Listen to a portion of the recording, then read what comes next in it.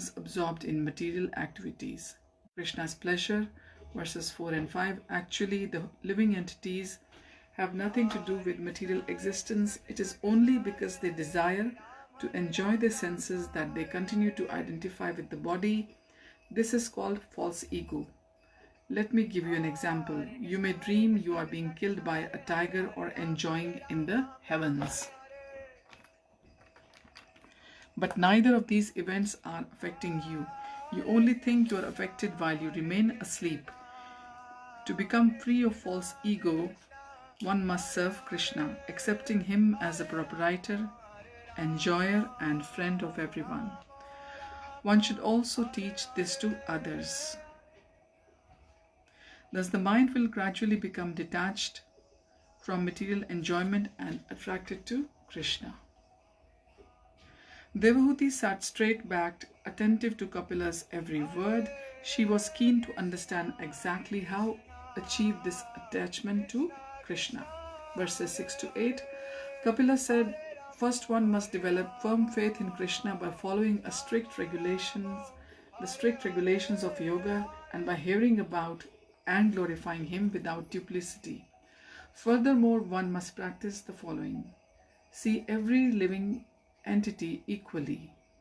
In other words, one must see the soul within all beings and not differentiate between them based on their external body.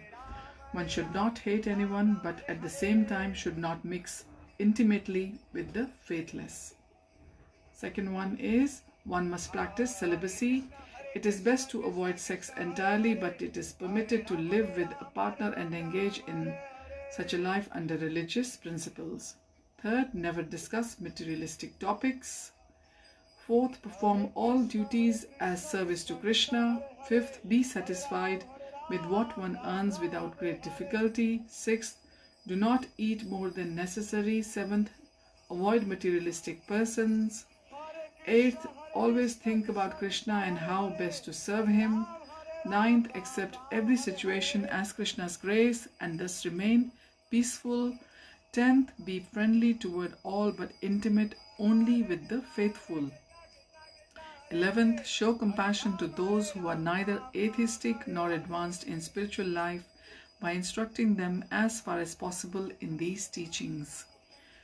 12th, always remember one's identity as a spirit soul and that life's main duty is spiritual advancement.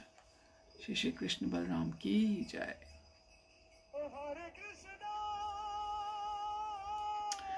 Verses 9 and 10, as one makes progress, he should develop the following characteristics. First, clearly perceiving the difference between matter and spirit.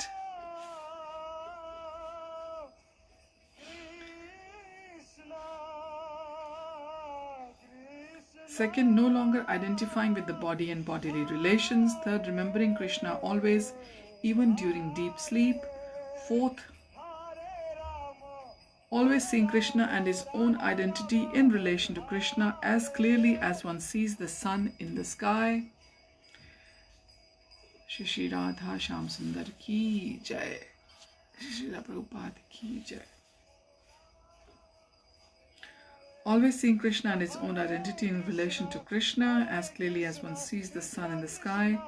Verse 11, such liberated soul sees Krishna reflected even in the false ego.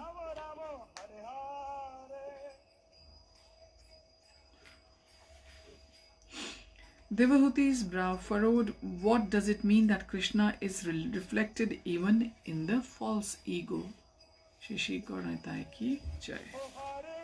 This is a very powerful verse. Let's hear what did Lord Kapila say to Devahuti. Kapila explained, informed by knowledge, the self-realized soul sees how everything, even false ego, rests on Krishna's body. He also sees how the Lord enters and pervades the cosmos. He sees that everything is ultimately Krishna's energy and therefore non-different from him. He also sees how Krishna alone enables the souls to perceive and interact with his material energy. Devahuti felt confused. Krishna is completely spiritual. Nevertheless, matter comes from and rests on him. How? Kapila knew it was hard to understand. He wanted to illustrate this difficult point, and he had the perfect example right before him. The room in which they sat was designed to remain cool even during the hot summer. It had white awning which stopped direct sunshine from entering. To provide illumination, there were pools of water outside which reflected the sun's light into the room, but not its heat. Verse 12, he said, "Mother, you see how this room is illuminated by the sun." Devahuti nodded. Reflected sunlight lit up the entire space, making the jeweled walls sparkle and shine. Kapila continued, "Although the sun is high in the sky, it is hidden by the awning. Similarly, the material world is so designed to keep Krishna invisible." So the material world's design is so to keep Krishna invisible from our material eyes, our material existence. He paused to see if Devahuti was following his analogy. Listening intently, she encouraged him to continue. Kapil said, "Sitting here, we cannot see the sun reflected in the pools of water, but from its reflection on the walls, we can infer its presence. The sun's reflected in the water is compared to Garbhodakshai Vishnu, Krishna's expansion in the material universe. Just as the reflected sun in the pool lights this room, Vishnu reflects his energy as false ego, which manifests the material world. This world is thus Krishna's reflected energy, and just as the sun in the sky is unaffected by the water in which it reflects, so Krishna remains aloof, untouched by water." So it's beautiful explanation.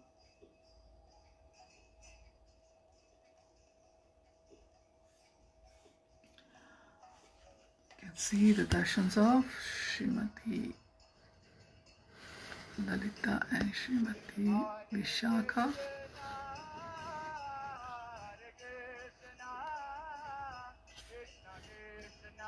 So, visuals from the Rajbhoga Aarti of ISKCON,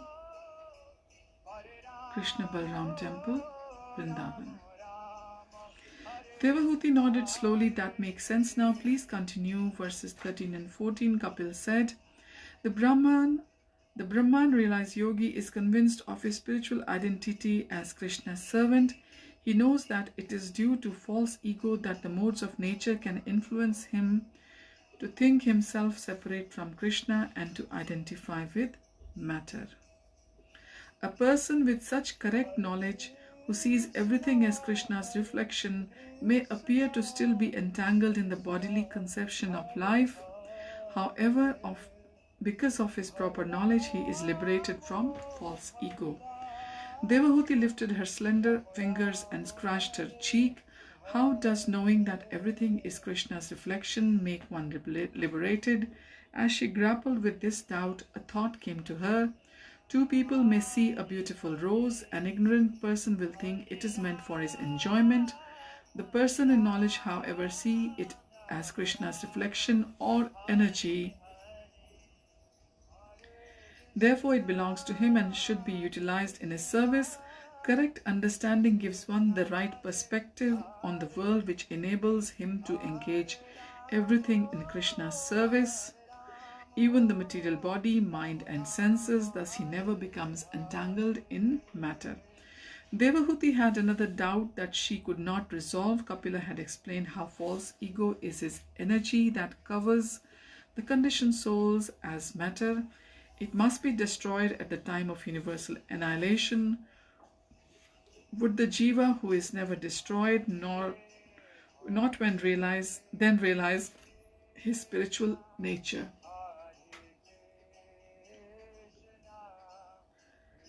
If everything material including even his false ego, has been stripped away, would he not become self-realized? Why then should one practice yoga? Verse 15, Kapila understood her mind. At the time of universal destruction, the living entity is merged in the pradhan in a state of deep sleep. free of false identification with the body, mind and senses, because all of these have been absorbed into the total material energy, Prakriti. Although vividly aware of his existence as a seer different from matter, the Jiva still has the material attachments. He feels like a person who has lost a great treasure because he no longer has a body or senses with which to enjoy, or indeed is there anything for him to enjoy. Verse 16, however, the devotee who is mature in yoga practice and transcendental knowledge is detached from sense gratification and is therefore not bewildered. He sees clearly that the material body and mind have nothing to do with his true self. Only in ignorance did he previously identify with them. A sense of panic arose in Devahuti's heart. She was attached and therefore bewildered. She missed her husband Kardam Muni and still yearned to be with him. Listening to Sankhya distracted her mind. But as soon as she remembered her loss, a great wave of grief again engulfed her. How would she get free of her attachment? Now this and the next verse is also, like all verses, is very important. Verses 17 and 18. Burying her face in her hands, she sobbed, "My dear Brahmin, does material nature ever release the spirit soul? I have been attracted to worldly enjoyment since time immemorial. How will it end? Just as earth can never be separated from aroma, and water can never be separated from taste, similarly consciousness cannot be separated from intelligence by which it functions. Since consciousness is the symptom of the soul and intelligence is material, it seems the soul can never be separated from matter." Verse 19, Devahuti's tone was plaintive. "I have learned from you that the conditioned soul is trapped in material existence. Although I think I am the doer, in truth I am not. The material energy acts and I, the soul, am a passenger on the bodily machine. Since I have no power to act, how can I free myself?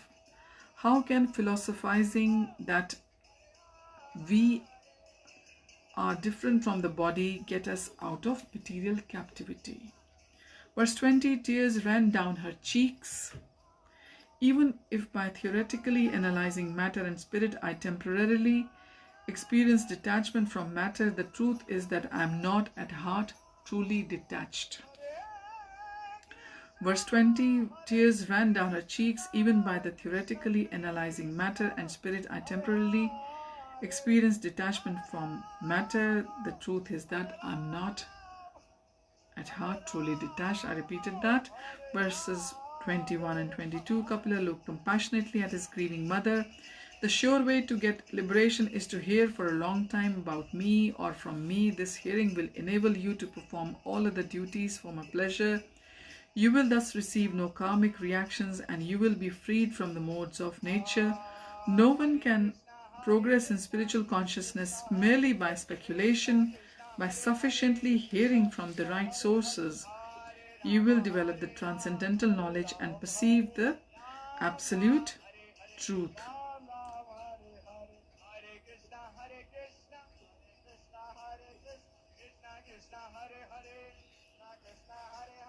So speculation alone is not going to help. Hearing is going to develop the transcendental knowledge and perceive the absolute truth. Then real renunciation will awaken the heart. In the heart, unlike the type one experiences due to the passing material sentiment, born of real knowledge, such renunciation is very firm and it enables one to perform austerities such as fasting and to keep mind fixed in one's true nature as Krishna's eternal servant. As they sat deep in conversation, wisps of smoke wafted in from outside. Looking at the window, they saw forest Brahmins performing a fire sacrifice. As the Brahmins chanted sacred mantras and placed kindling into the fire, the flames leapt high, making a crackling sound. Verse 23, for some moments Kapila watched the Brahmins, then he said, because material nature has covered the living entities, they feel as if they are in a blazing fire. However, if they seriously engage in my devotional service by hearing about me, glorifying me, worshipping me and offering me the results of their work, their suffering will gradually disappear. Turning to his mother, who was listening intently, he said, try to understand, mother. Wood causes the fire, but it is also consumed by that same fire. Similarly, you may take up the process of hearing about and glorifying Krishna because you are suffering, but by these processes of bhakti, your suffering will be destroyed. Verse 24.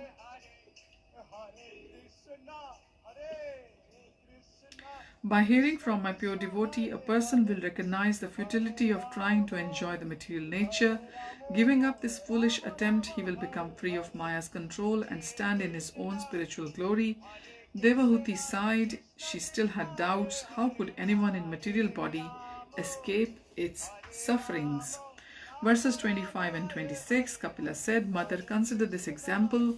When you are asleep, you may suffer a nightmare. However, when you wake up, the suffering ends. Similarly, the self-realized soul is awake to his true position as Krishna's servant and thus remains undisturbed by material nature. Indeed, an enlightened person whose mind is fixed on me is never disturbed even while acting in this world, because he is satisfied within himself by serving me and has no desires for the results of work. Devahuti looked at him in confusion. She couldn't understand how anyone could work without a desire for the results. Even when she was hearing about the Lord because she wanted freedom from suffering, how was it possible not to have selfish desire? Verse 27, Kapila said, the kind of practitioner you are thinking of is called a mixed devotee. Nevertheless, by continued service for many years or possibly many lives, he will eventually become purified and lose interest in worldly gain, including even elevation to the highest material planet. Devahuti could not understand how one transformed from a mixed to a pure devotee, from a mishra bhakti to pure bhakti. What if she went her entire life without attaining self-realization? How many lives would it take to succeed? There seemed to be no guarantee of success. Verses 28 and 29, Kapila spoke encouragingly. To succeed, one needs only two qualifications. The first is to properly practice Bhakti Yoga. The second is that one's aim must be to attain my pure devotional service. One should at least desire to have such an aim. Whoever has these two qualifications will certainly succeed by my special grace, which is never bestowed upon those desiring to merge with me or attain mystic powers. However, to those who serve me with faith, desiring only to love me, I give the intelligence to steadily progress in spiritual consciousness. They attain my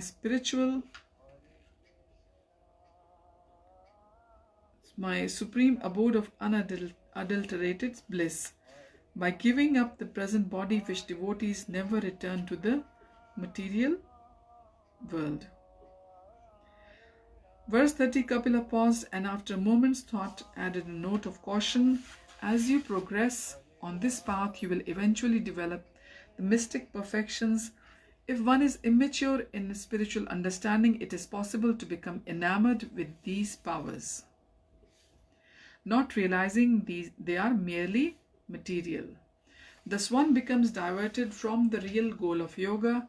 However, a mature yogi who does not become distracted but continues to strive for my pure loving service will certainly succeed. Only such persons will attain my deathless abode.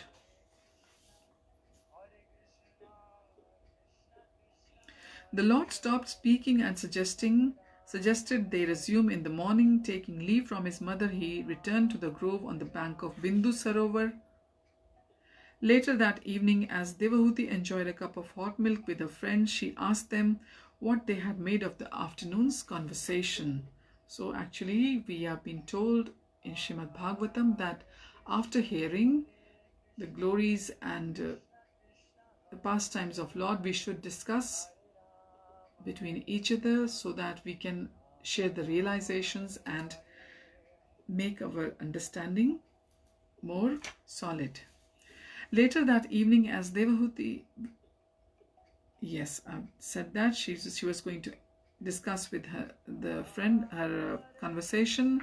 Rangini knitted her brow. Well, my lady, it was very philosophical. Devahuti nodded. Yes, I found some of it quite difficult, but the main message was clear. Bhakti Yoga, asked Rangini. Exactly. Which especially means hearing about, glorifying and remembering Lord Krishna. Shravanam Kirtanam Vishnu Smaranam, added Rangini with a big smile. I had a question about that, said Kshama. The Lord said that one should hear without duplicity. What did he mean? Yes, that made me think so, said Medha. Did you understand, Devahuti? Asked Medha. I believe he meant we should practice bhakti with full faith that Krishna is the Supreme Personality of Godhead, said Medha. I understood the same, said Devahuti. If we do not have such faith, it is not possible that our goal will be to love him. Sometimes so-called yogis pretend to be advanced in spiritual life merely to attract followers and wealth. I should think this is a form of duplicity. Kshama added, and some yogis want to merge with God. Their practices must be duplicitous. They continued discussing Kapil's instructions until darkness settled over the mansion. Retiring to their rooms, they rested for the night, their minds absorbed in what they had heard. So this brings us to the end of chapter 27.